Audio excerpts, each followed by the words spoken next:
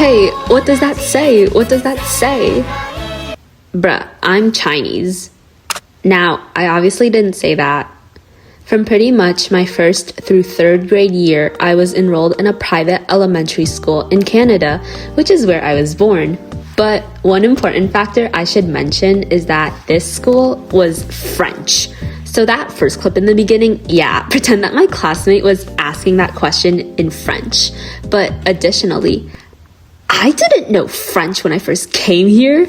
I spoke English for my studies in California and Chinese for my parents, but I don't know what I expected from this school. Obviously, it was in the heart of Quebec, where French was predominantly spoken in Canada, but 6-year-old me didn't know that, and my parents gave me no heads up whatsoever. So little did I know, my 6-year-old self was singing the ABC instead of the ABCs on the first day of school.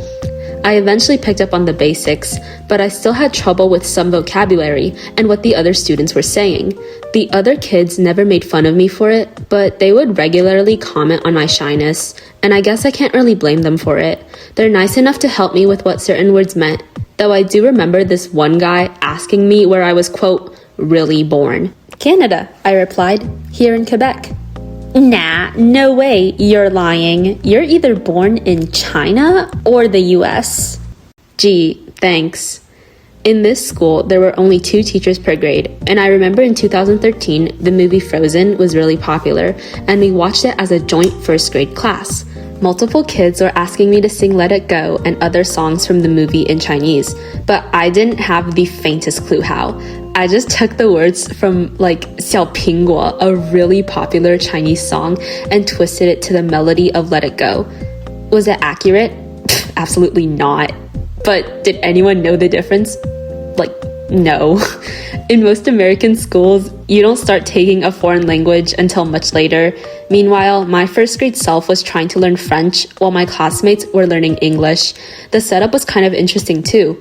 We had one main teacher for most subjects, and then different teachers would come in throughout the day for specialized classes. Or we would go to their respective area.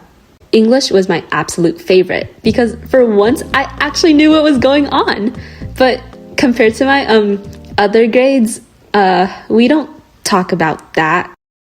Now, one memory that still makes me laugh happened with one of my friends, Ariane, as she asked me what her name was in Chinese. I blurted out 胡萝卜, which meant carrot, and this phonetically sounded nothing like Ariane. And soon, my entire table was asking me what their name was in Chinese, and then a good chunk of the class. At this point, I was in way too deep to admit I had no clue how to translate their names. So I just started making things up, like hat, apple, sun, piano. Whatever random word in Chinese entered my brain first. Looking back, there's probably a decent chance some of my classmates spent years believing their Chinese name was vegetable, and I documented all of their names so I wouldn't forget.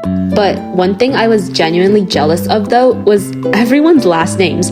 Mine was just one syllable. Meanwhile, some of these kids had last names that felt like royalty or something. Every roll call felt less like elementary school and more like the guest to some royal wedding.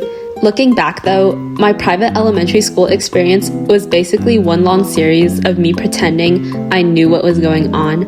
I showed up to a French school without being able to speak French and got asked to sing songs in Chinese without really knowing the lyrics. And sometimes the easiest response to any remark about, quote, where I'm actually from is just carrot. At the time, all of those moments felt embarrassing, but now they're some of my favorite memories because they perfectly capture what being a kid is like. Nobody really knows what they're doing, and that experience taught me how to listen and how to adapt to new environments.